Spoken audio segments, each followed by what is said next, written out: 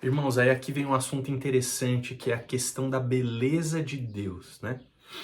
O que é esse negócio da beleza de Deus que tanto se fala, de contemplar a beleza de Deus, que Cristo é a beleza de Deus? O que é isso? Eu mesmo já fiquei me questionando e através desse livro me ajudou a entender um pouquinho essa questão. Porque o próprio livro de Isaías, no capítulo 53, fala que Jesus não tinha beleza, que ele naturalmente ele não tinha beleza. E o que a gente começa a entender, até a partir desse livro, é que a beleza de Jesus, ela é um conjunto de atributos a respeito do caráter de Deus. Agora, muitas vezes a nossa natureza caída, que está sendo transformada, não consegue enxergar a beleza de Deus. Porque a gente simplesmente não consegue perceber, sabe? Eu vou dar um exemplo para você tentar entender. Eu sou músico. Eu toco alguns instrumentos. E a minha esposa, por exemplo, ela não é música. Então muitas vezes eu tô ouvindo uma música junto com ela e de repente eu falo, nossa, você ouviu isso aqui?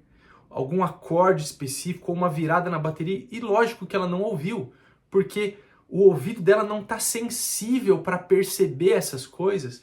Não chama a atenção dela, passa batido, porque ela não estudou aquilo, porque aquilo para ela ela não conhece a técnica daquilo, embora ela ouça a música, ela não conhece a técnica por trás. Então, à medida que você se aprofunda em algum tema, você começa a entender as minúcias daquilo, sabe? Como um artista que quando olha um quadro, ele fala, nossa, foi tão suave as passadas do pincel nesse ângulo que é tão difícil, que uma pessoa que não entende nada de tinta jamais ia poder entender. Vê que o quadro é bonito e tudo, mas não consegue entender os detalhes, o porquê que o pincel dessa forma é mais difícil. Vocês estão entendendo? À medida que a gente vai entendendo alguma coisa, uma poesia, um poema, você lê um poema, você fala, puxa, legal, né? Interessante, bonito, rima, tudo. Mas à medida que você vai entendendo a estrutura do poema, a estrutura da poesia, a genialidade do poeta, né? Como ele conseguiu transferir uma ideia, como ele conseguiu passar um conhecimento, uma história que ele queria passar, e isso em poucas palavras, palavras certeiras que rimam dentro de uma métrica com um número de sílabas. Então, à medida que você estuda uma coisa, você começa a entender muito mais a respeito dela e começa a perceber a beleza daquilo. É por isso que o autor fala que a gente precisa se tornar estudantes da beleza de Deus. Então esse negócio de perceber a beleza de Deus é um negócio que não tem fim, porque Deus não tem fim. A eternidade, a Bíblia diz, é conhecer ao Senhor. Quanto mais a gente conhecê-lo, mais a gente vai querer conhecer e eternamente a gente vai conhecê-lo.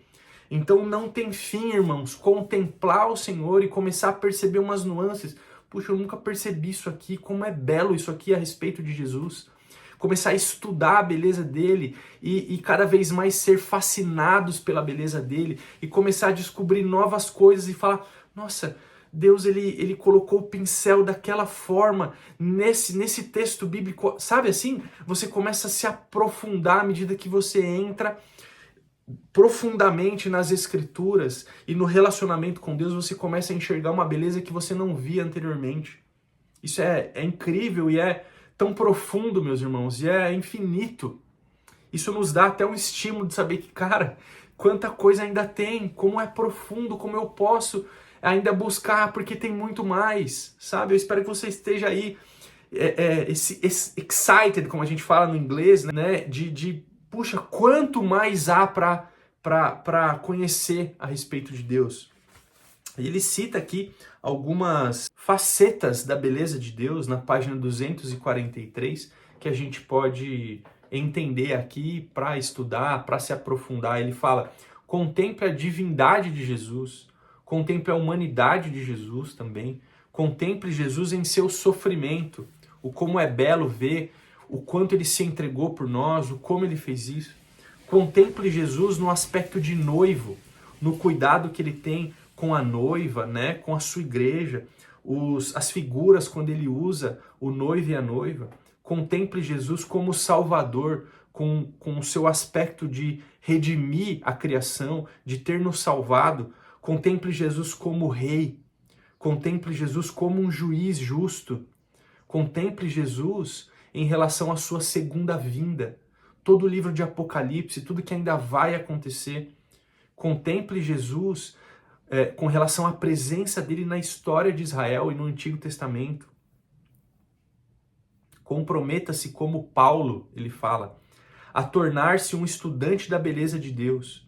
O discipulado começa com contemplação e a contemplação começa com contemplar a Jesus. Que tremendo isso aqui, irmãos. E nesse sentido ele faz uma ressalva também aqui para nós, que é como muitas vezes a gente tem negligenciado a grandeza, a importância que é a gente ter a palavra de Deus, poder conhecer a vontade do Senhor, né? Ler esse livro, sabendo que a gente tem comunhão com o autor. Qual é o único livro que você lê e que você pode tirar as dúvidas com o autor em qualquer lugar, a qualquer momento, né?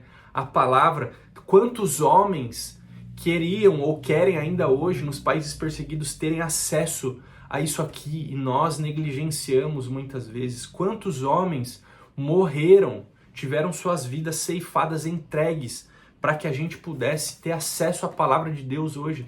E muitas vezes a gente não abre a Bíblia para ler, nós negligenciamos a palavra do Senhor. Então, o autor comenta aqui que nós temos que ler a Bíblia sobre o aspecto de conhecer o autor, conhecer a beleza do que está escrito aqui, da forma que isso foi escrito.